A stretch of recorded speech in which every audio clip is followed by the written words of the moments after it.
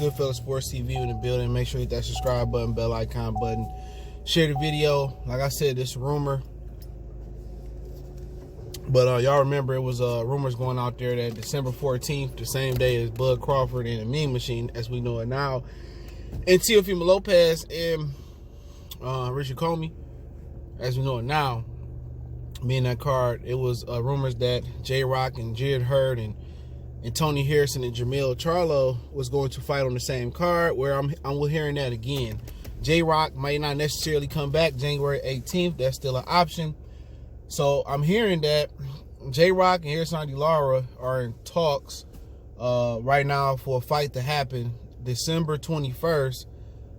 That will be the same card as Tony Harrison and Jermell Charlo. So once again, they thinking about doubling up a card. Now, in my opinion, they gonna put Tank on pay-per-view. Harrison and Charlo should be on that card, but it's not been confirmed they gonna put Tank and Gamble on pay-per-view. But December 21st, you can get this. You can get a showcase championship card. Now, when I say showcase, what I mean is not that it's a mismatch. Is that they're showcasing a big a big unification clash that's coming up. Harrison and Charlo 2 winner versus J-Rock versus Erislandy Lara winner, which would be 3 belts. See, they don't acknowledge the WBO. So to me, since, I don't really acknowledge the WBC, and I can't get mad at Al for not acknowledging the WBO, that's undisputed to me. You know what I'm saying? Because Carlos Adames and Patrick Teixeira, come on. We know what's going to happen in that fight. It's going to be somebody going to get their ass whooped. All right? We know if they fight, when they fight the other PBC guys, I put money on that. I don't see where Adames is good at. A lot of the subscribers keep telling me he good. I keep looking at him like, where? But that'll be a power move by PBC. You know what I'm saying? And Lawrence Williams, shout out to him. Y'all go check out his channel, Lawrence Williams. He was saying that in Erislandy Lara contract, he has to be the main event in every fight. So that would be J-Rock and Erislandy Lara as the main event. Now maybe Lara was like, you know what? I don't want to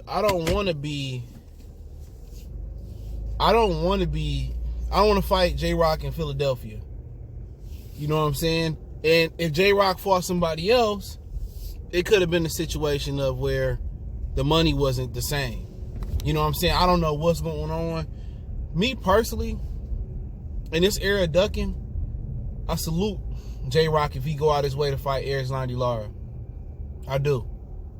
I salute him because he didn't have to fight him. He could have fought an easy fight. Then he could have tuned up.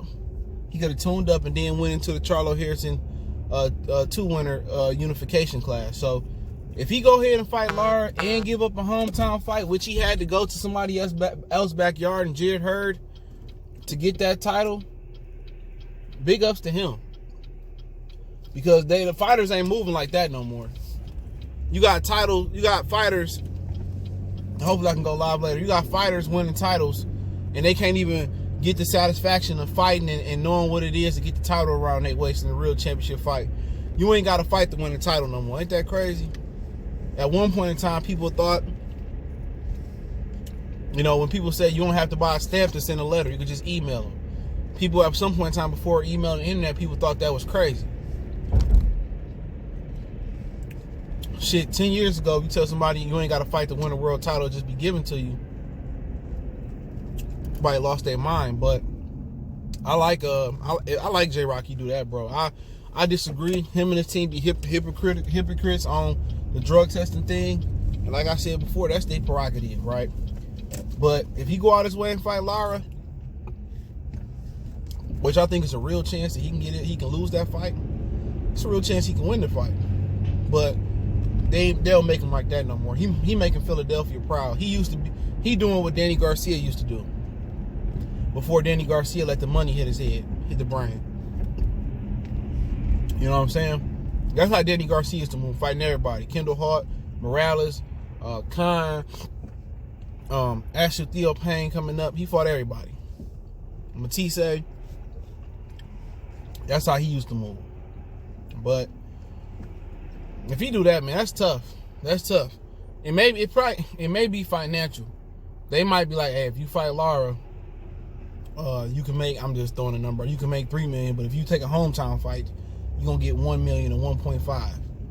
So, you know, again, that's a big money fight.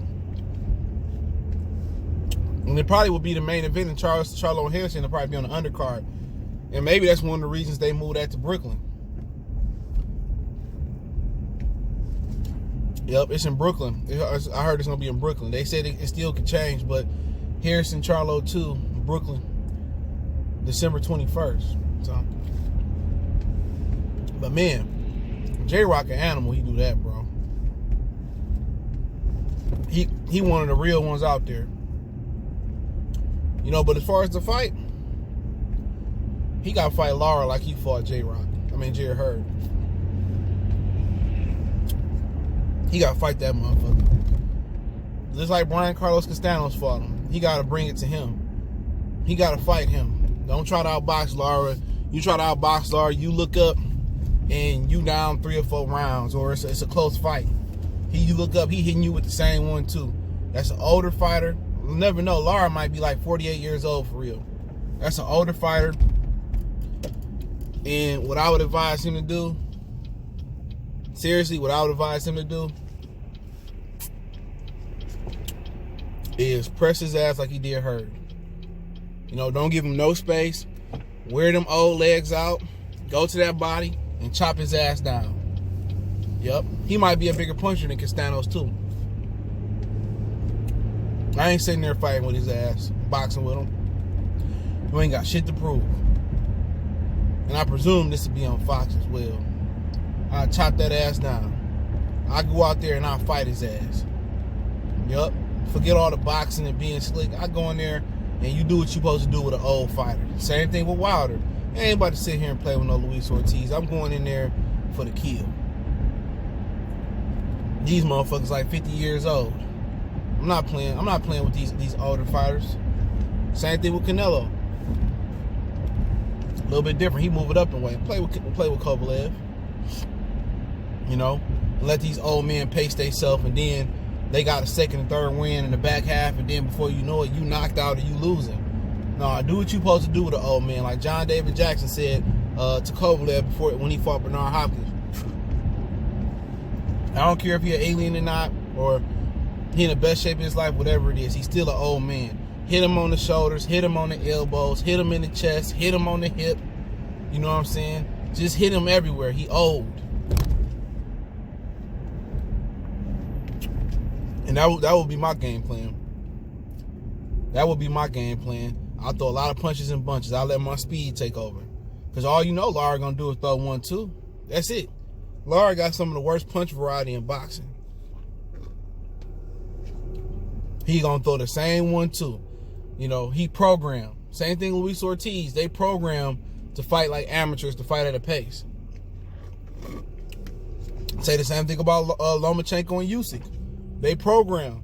Once you figure out their game, they program to do the same thing. You know, those dudes that's just still amateur fighters, man, it's a way to beat them. But a lot of the dudes that's fighting like Lomachenko and Usyk, other than British, at cruiserweight with Usyk, they sitting in there, they don't know what they doing.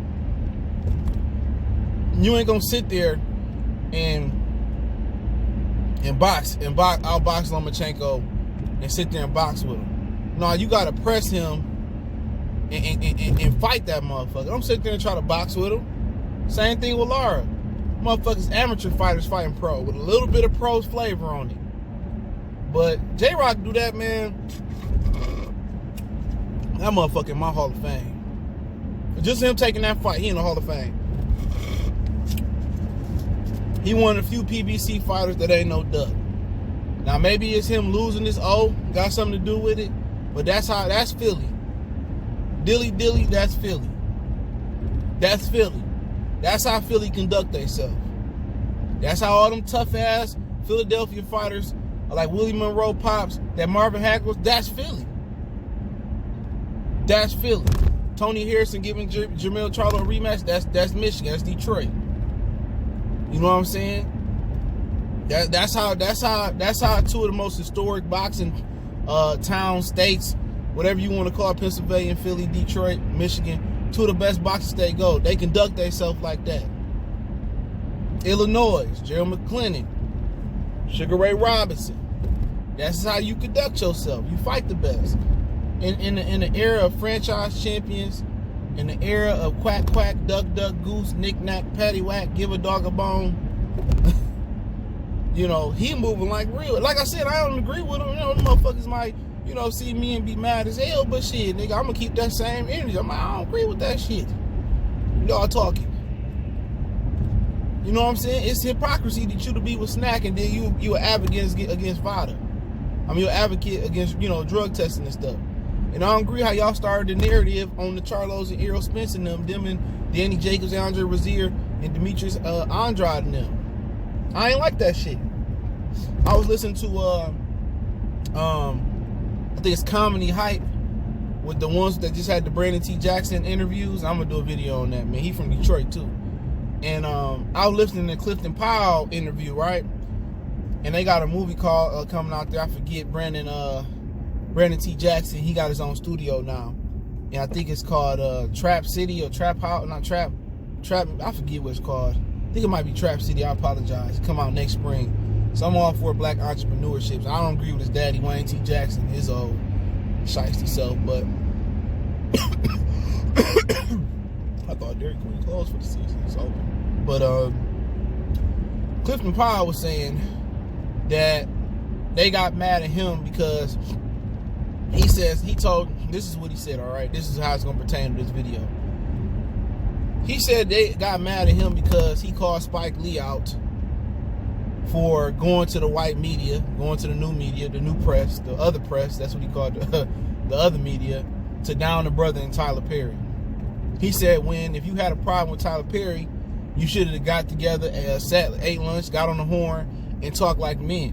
So, you know, Spike Lee supposed to be this 100% black dude, 10 toes down and all that, but you run over to the white man to down Tyler Perry. Now, I ain't the biggest Tyler Perry fan, you know what I'm saying? But hey, my girls do like the movies, and we sit down and watch them from time to time. You know, but he right. Just like you know, Stephen Bradman and Williams went over there and down Charlo before they fought about him being on roids and trying to flush it out of his system. They go over to the press, to the white man press, and they say all that in the press conference leading up to the fight and talk all that shit and go out there and get your ass whooped and then say it again. But hey, you with Snack. I ain't trying to hear it, Victor. You with a rat and you with a convicted dope peddler. Okay? You know, Demetrius on Danny Jacobs and Andre Rozier came out there and said Charlo wants steroids. But then again, you niggas ran over there for Canelo and didn't say nothing about his roids. They'll run over to they'll sit there in the press and down to the brother and didn't want the black support. That's why I can't really blame black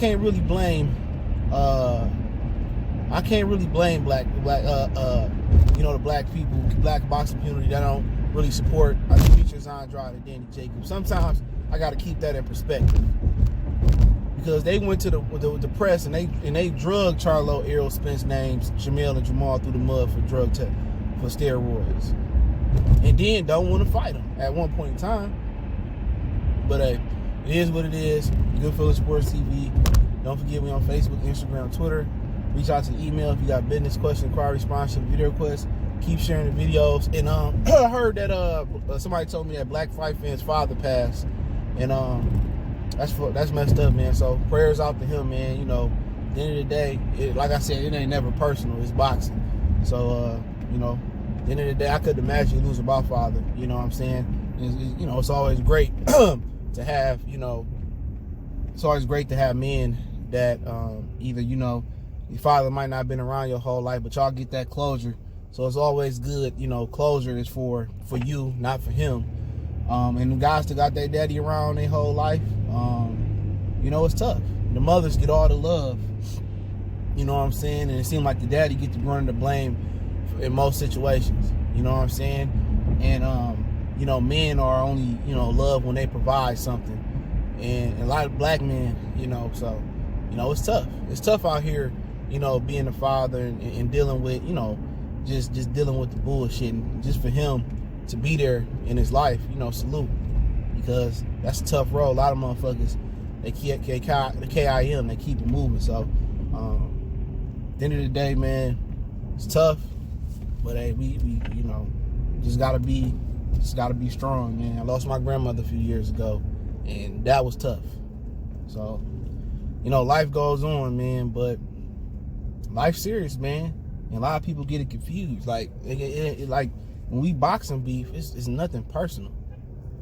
It's nothing personal. If you want to take it personal, well, go ahead. But it's nothing personal. You know what I'm saying? I never wish death upon nobody. You know, I never be happy amongst nobody. So, blessings and prayers and support out to him. But y'all know what it is. One time for the one time. Somebody about to steal my parking space. We gone.